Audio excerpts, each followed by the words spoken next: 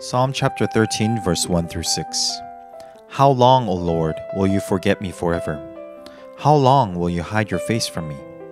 How long must I take counsel in my soul and have sorrow in my heart all the day? How long shall my enemy be exalted over me? Consider and answer me, O Lord my God. Light up my eyes, lest I sleep the sleep of death. Lest my enemies say, I have prevailed over him. Lest my foes rejoice because I am shaken.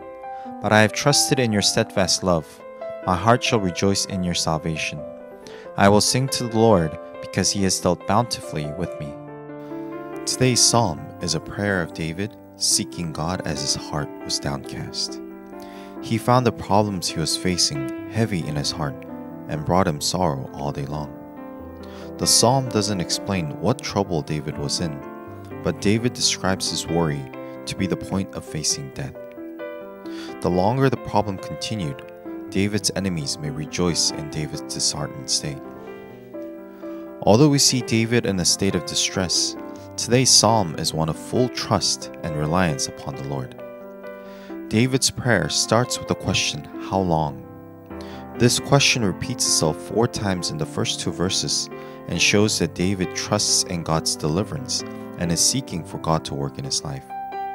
That's why David's prayer has a shift of tone towards the end as David proclaims his faith in the Lord. The prayer ends in David reflecting of God's provision and protection throughout his life. David has seen God deliver him from the problems he had faced before, and he knew that the situation he was facing now will also, in God's time, be taken care of, and David will find his salvation. When we come before the Lord with our distress and our problems, we are in fact placing our hope and trust in Him.